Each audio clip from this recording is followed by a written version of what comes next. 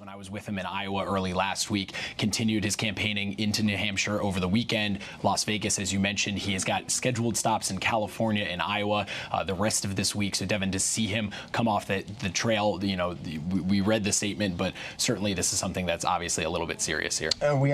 We understand, Johnny, that his team is frustrated by this development, understandably so. He's been sort of locked in a second and third place spot in this primary. He has really struggled to break out in the numbers, so this doesn't come at a very good time. No, this is a crucial time for the campaign. We're just getting into the fall. We're getting close to the Iowa caucuses in February, which is crucial. Bernie Sanders almost won the Iowa caucuses in 2016, and Bernie Sanders, this is a day after his campaign just raised $25 million. Obviously, his health is the top concern right now, but when you talk about the campaign, this is a key time for him. And like you said, he is second in a lot of ways, but he still has had that grassroots support that he had in 2016, and he's going to have a lot of staying power in this race.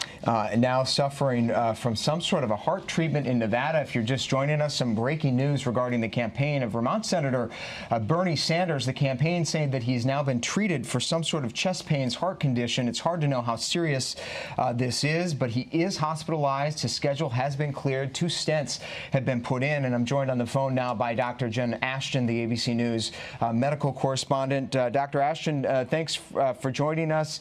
Give us a sense of your read of this statement from the campaign. Does this mean that Bernie Sanders has had a heart attack?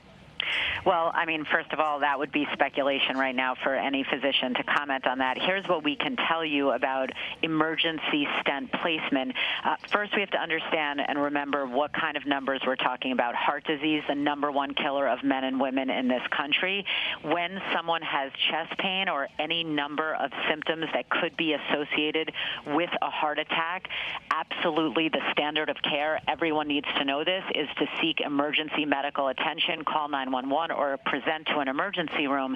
At that point, an EKG of the heart will be done, and based on those EKG findings, it is not uncommon for a patient to be brought to the cath lab where those coronary arteries are then explored. If a blockage is found, it is absolutely an indication for stent placement, and a stent is basically just kind of an opening of that artery. The setting of an acute heart attack is one of several indications for stent placement. There are others, such as unstable angina or even stable angina, but in an abrupt kind of circumstance like this, obviously an acute heart attack is one item on what we call the differential.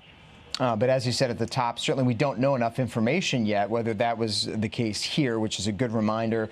But how do you gauge how serious this is? We do hear a lot about stents being put in patients, as you said, when they are found to have some of these symptoms. Bernie Sanders, we know his physician just a few years ago put out a statement that he had no history of heart disease, no history of high blood pressure, only was treated for some mild high cholesterol.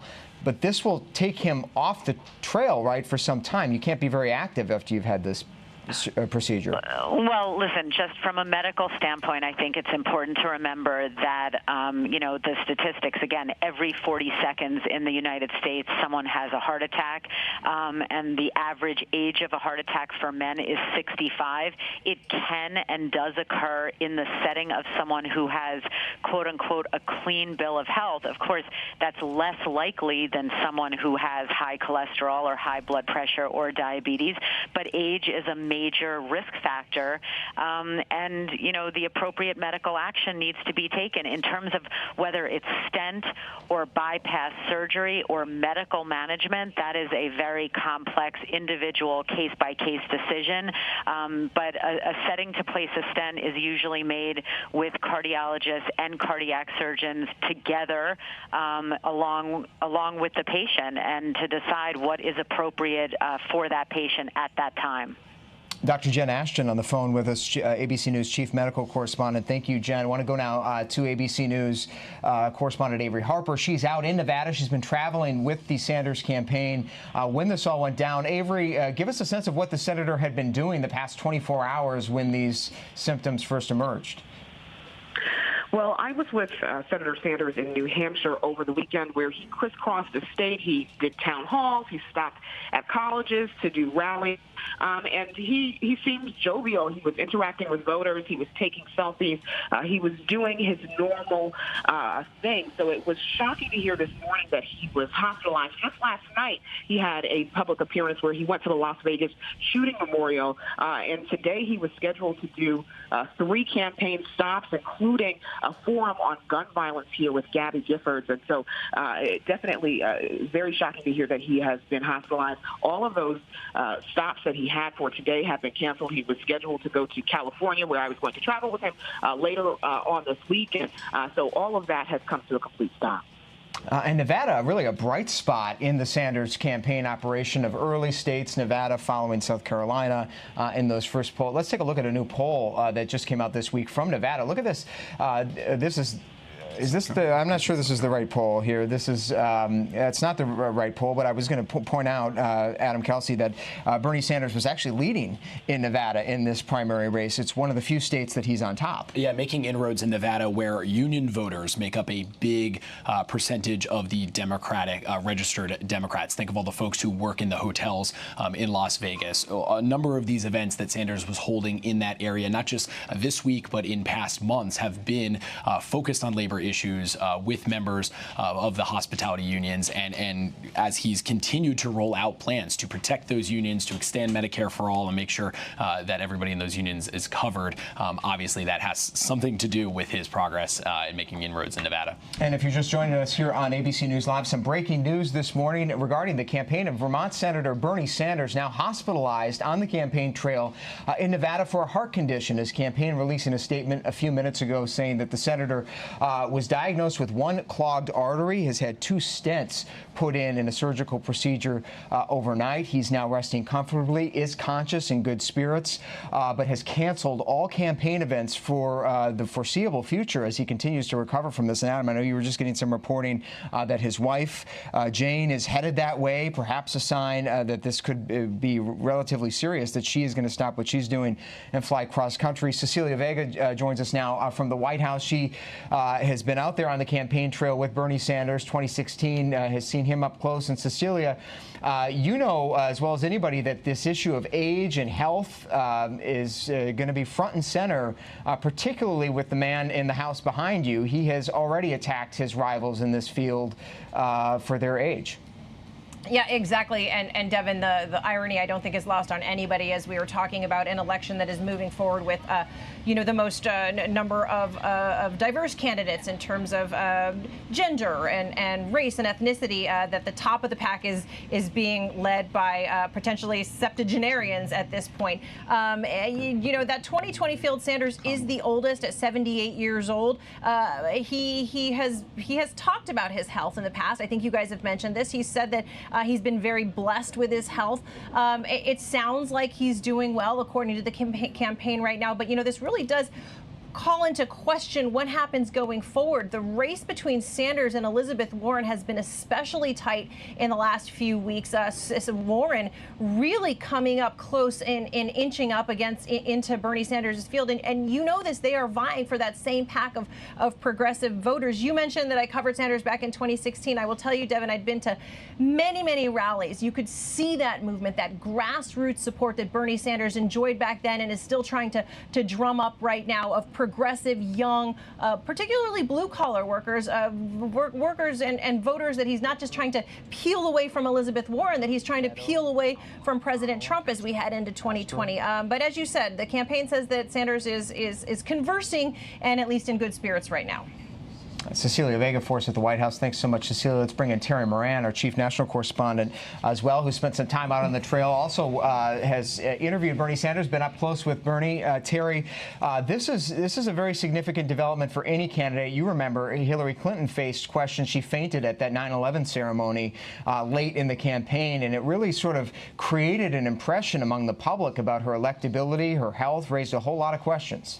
Well, it raised a whole lot of questions because her opponent, Donald Trump, exploited them aggressively, and there were people on conservative media who were spinning conspiracy theories about that she was hiding some very serious health problem. But there's no question that Bernie Sanders will face questions about his health going forward. He has in the past, and he's been happy to answer them. Think about Bernie Sanders. You know, he described as being conscious and pissed off, which I think can describe most of his adult life, it seems. He is a man of remarkable energy and vitality out there on the campaign trail. The fact that as the oldest candidate, look at that picture there, he has the youngest, the strongest support among young Democrats is a testament to his vitality. He has lit millions of young people up with his message of very strong progressive policies. And he takes it to people. He's an old-fashioned kind of tub thumper out there on the campaign trail.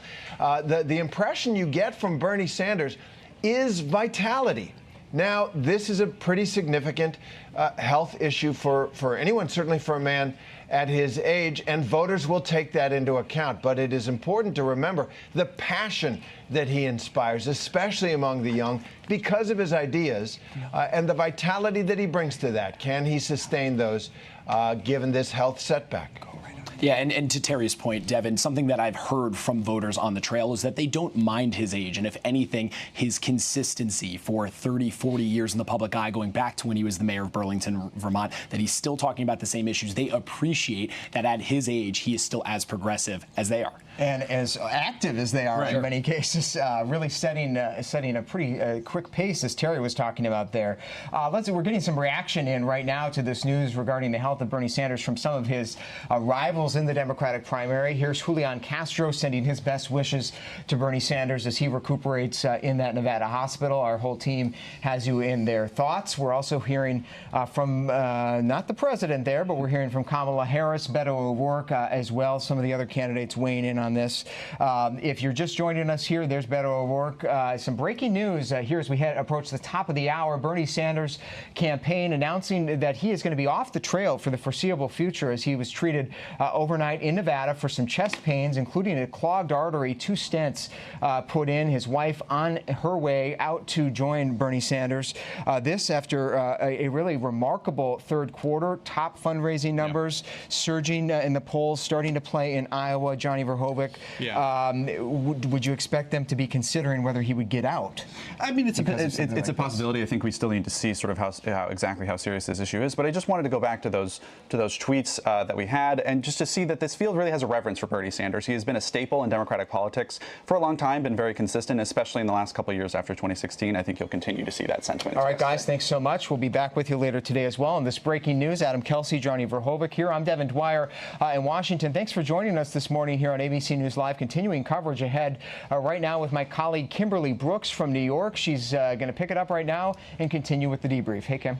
Hey, Devin, thank you so much. Guys, if you were listening to that coverage, you know there was breaking news this morning.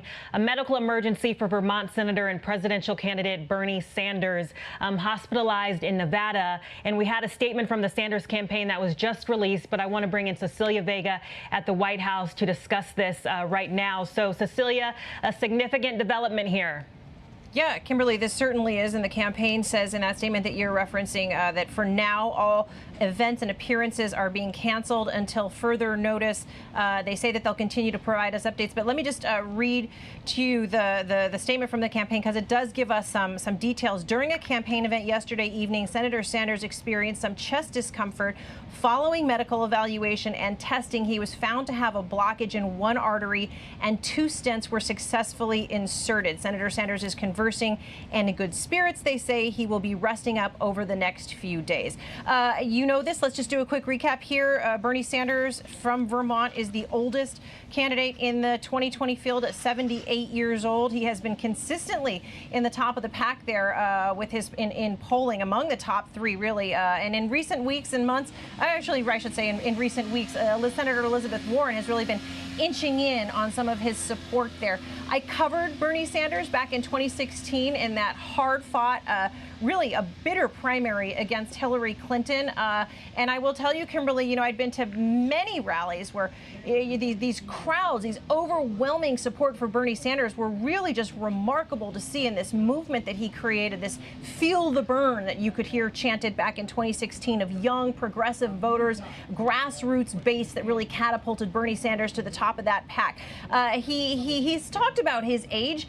He has said that health was not a problem in running for both in this race and the last one. But I think this is going to actually pose some questions for him going forward, and a number of the other older candidates, including this president who is in the White House here behind me right now. But I will tell you, Kimberly, it was tough to keep up with Senator Sanders back in 2016. The man has a fast pace when it comes to campaigning, and his campaign right now says that he is still doing remarkably well for where he is. That's very good to hear. And do we need to, do we think that this is pretty serious? I mean, his wife is supposed to be flying to see him right now, stopping what she's doing to fly across the country.